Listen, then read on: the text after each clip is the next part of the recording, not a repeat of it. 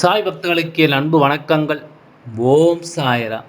என் அன்பு குழந்தையே, இன்று உன் சாயப்பா உனக்கு ஒரு கடிதத்தை கொண்டு வந்திருக்கின்றேன். என் குழந்தையே, உனக்கு மிகவும் நெருக்கமான ஒரு உறவு உன்னை இணைத்து எழுதிய ஒரு கடிதம் அது.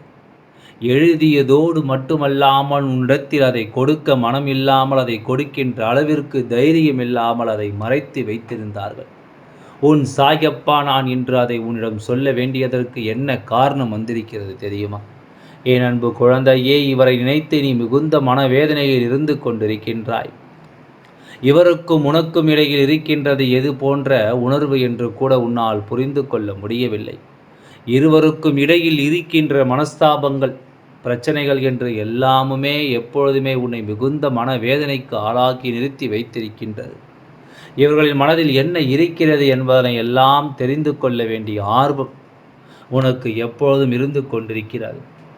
ஆனால் நேரடியாக பேச ஆரம்பித்தால் அங்கே சண்டைகளும் சச்சரவுகளும் தான் அதிகமாக வந்து கொண்டிருக்கிறது. சண்டைகளும் சச்சரவுகளும் இல்லாத நேரம் என்று ஒரு நொடி கூட இந்த வாழ்க்கையில் உனக்கு இல்லாமல் போய்விட்டது. இந்த வாழ்க்கை இப்படியே சென்று கொண்டிருக்கிறது என்றால் நம்மால் எப்பொழுது எந்த விஷயத்தை எப்படி பெற முடியும் என்று சொல்லி என் குழந்தை வேதனைப்பட்டு கொண்டிருக்கிறாய். நிச்சயமாக என் குழந்தைக்கு இந்த நேரத்தில் இந்த கடிதத்தை கொண்டு வந்து சேர்த்தால் நிச்சயமாக உனக்கு மிகப்பெரிய தெளிவு கிடைத்துவிடும் என்கின்ற நம்பிக்கையில்தான் இந்த சாயப்பா இதை செய்ய வந்திருக்கின்றேன். என் குழந்தையே, எல்லா நேரங்களிலும் எல்லா விஷயங்களிலும் உங்கே எல்லோருக்கும் சற்றென்று தெரிந்து விடுவதில்லை. நம் வாழ்க்கையில் நம்மை சுற்றி நடக்கின்ற விஷயங்களை நமக்கு தெரியாத பொழுது மற்ற விஷயங்களை எப்படி நம்மால் தெரிந்து கொள்ள முடியும்? அதனால் இந்த நேரத்தில் உன் வாழ்க்கையில் நடக்கின்ற இந்த பிரச்சனைகளை எல்லாம் கண்டு என் குழந்தை நீ மனம் தளர்ந்து விடாமல் இந்த வாழ்க்கையில் உனக்கென்று இருக்கின்ற ஒவ்வொரு உண்மைகளையும் நீ தெரிந்து கொள்ள வேண்டும். அவர்கள் உன் மீது உண்மையான அன்பு வைத்தவர்கள். இப்பொழுது ஏதோ ஒரு சூழ்நிலையினால் உன்னிடத்தில் இருந்தவர்களுக்கு கருத்து வேறுபாடு ஏற்பட்டிருக்கிறது என்பதற்காக நீ அவர்களை சந்தேகித்தது தவறு. ஆனால் அவர்கள் எழுதிய கடிதத்தில் என்ன இருக்கிறது என்று நீ தெரிந்து கொண்டால் மட்டும்தான் நிச்சயமாக உனக்கு நடப்பது என்னவென்று உன்னால் தெரிந்து கொள்ள முடியும். என் அன்பு குழந்தையே, இந்த வாழ்க்கை உனக்கு எத்தனையோ பிரச்சனைகளை எல்லாம் தந்து கொண்டிருந்தது. எத்தனையோ விஷயங்களை எல்லாம் இந்த வாழ்க்கை உனக்கு கொடுத்து கொண்டிருந்தது. ஆனாலும் என்ன நடந்தாலும் எது வந்தாலும் இவர்கள் மட்டும்தான் இந்த வாழ்க்கையில் நமக்கான உறவு என்று எண்ணி வாழ்ந்து கொண்டிருந்த என் குழந்தைக்கு இவர்களின் நடவடிக்கைகள் ஏற்படுத்திய விஷயங்கள்தான் மிகுந்த மனவேதனையை ஏற்படுத்தியது. எப்படி இவர்களிடத்தில் கேட்க முடியும்? எப்படி இவர்களிடத்தில் நீ ஏன் இப்படி நடந்து கொள்கிறாய் என்று சொல்ல முடியும்?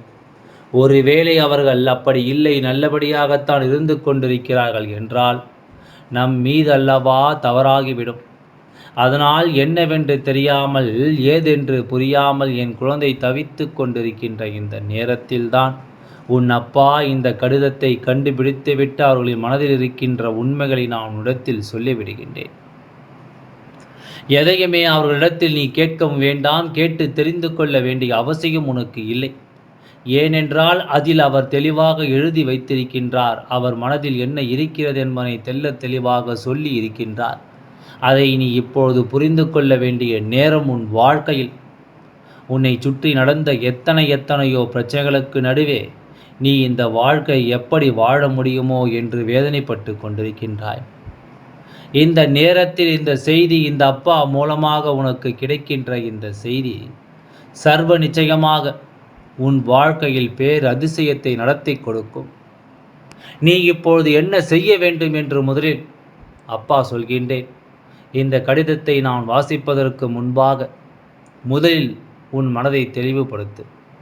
சாயப்பா சொல்வது உண்மை. நம் மீது அன்பு வைத்த இவர் நம்மை பற்றி எழுதிய விஷயம் எல்லாம் உண்மை. நமக்கு அப்பா சொல்லும்போது அதை நாம் தெளிவாக கேட்க வேண்டும் என்கின்ற எண்ணத்தை முதலில் உனக்குள் தெளிவாக வைத்துக்கொண்டு அதன் பிறகு அப்பா சொல்கின்ற விஷயத்தை என் குழந்தை நீ கவனமாக கேட்கத் தொடங்கு. சரி, இந்த நேரம் அந்த கடிதத்தை அப்பா வாசிக்கின்றேன், கவனமாக கேள். என் அன்பு குழந்தையே, அன்பே, நான் உன் மீது எத்தனை அன்பு வைத்திருக்கிறேன் என்று உனக்கு நன்றாக தெரியும். இந்த வாழ்க்கையில் உன்னை இன்றி எனக்கு வேறு எதுவுமே பெரிது கிடையாது. ஆனால் சில காலமாக இந்த வாழ்க்கையில் தொடர்ந்து ஏற்படுகின்ற பிரச்சனைகள் மேலும் மேலும் எந்த ஒரு விஷயத்தை செய்தாலும் தொடர்ந்து விழுகின்ற அடிகள் எல்லாமே என்னை சந்தோஷமான மனநிலையில் இருந்து மாற்றிவிட்டது. முன்பு போல சர்வசாதாரணமாக என்னால் இருக்க முடியவில்லை. நானாக இருக்க முயற்சி செய்தாலும் அது என்னால் முடியவில்லை. ஏனோ எனக்கு வேதனைகள் அதிகமாக இருந்து கொண்டிருக்கின்றது. எந்த அளவை உன்னிடத்தில் பகிர்ந்து கொள்ளவும் முடியவில்லை. ஏனென்றால் என்னுடைய கஷ்டம் என்னோடு போகட்டும். நான் உன்னிடத்தில் சொல்லி உன்னை மனவேதனைக்கு ஆளாக்க விரும்பவில்லை. நான் இதை உனக்கு கூட தெரியாமல் தான் எழுதி மறைத்து வைத்திருக்கின்றேன். ஏனென்றால் உன்னிடத்தில் சொல்வது போலத்தான் இதில் எழுதியிருக்கின்றேன். உன்னிடத்தில் சொல்லாமல் என்னால் இருக்க முடியவில்லை. ஆனால் நிச்சயமாக என் மனது உனக்கு புரியும்.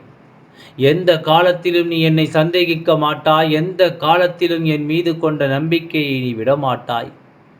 எப்படியானாலும் நான் உனக்கு துணையாக இருப்பேன் என்பது நிச்சயமாக உனக்கு தெரியும்.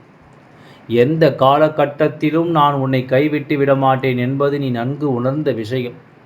இருந்தாலும் என்னுடைய இந்த போக்கு, அதாவது இந்த நடவடிக்கைகள் நிச்சயமாக உனக்கு வேதனையை கொடுக்கும் என்று என்னால் புரிந்து கொள்ள முடிகின்றது. இன்னும் சில காலம்தான், எல்லாம் சரியாகிவிடும். சரியானவுடன் நான் உன்னிடத்தில் அத்தனையும் சொல்லி மன்னிப்பு கேட்கின்றேன். முன்பு போல நான் இருப்பேன். இப்பொழுது என்னால் இருக்க முடியவில்லை என்பதுதானே என்னுடைய பிரச்சனையாக இருக்கின்றது. அதனால் இதையெல்லாம் கடந்து இந்த வாழ்க்கையை நாம் வாழ வேண்டும்.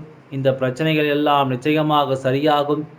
என்னாலான அத்தனை முயற்சிகளையும் நான் செய்து கொண்டிருக்கின்றேன்.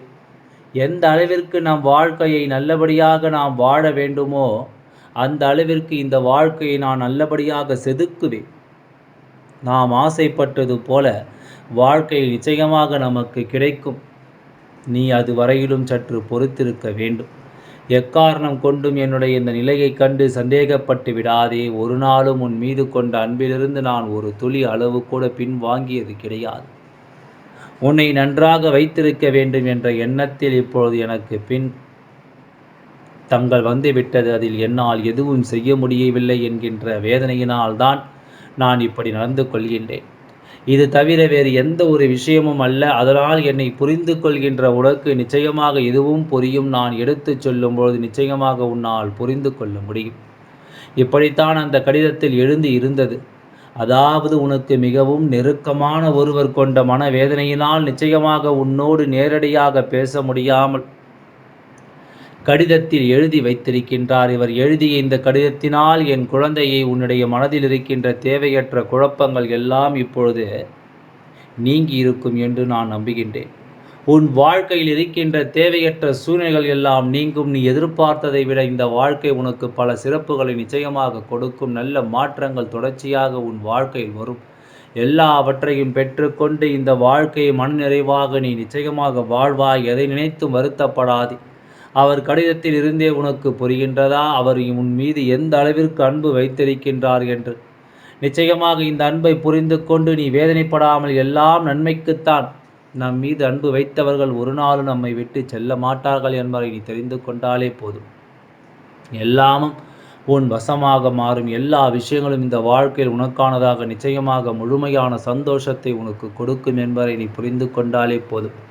நடப்பது அத்தனையும் உன் வாழ்க்கைக்கு நிம்மதியான விஷயங்கள் தான் என்பதை உணரத் தொடங்கு. எல்லாம் நல்லபடியாகவே நடந்து முடியும். ஓம் சாய்ராம். நன்றி, வணக்கம்.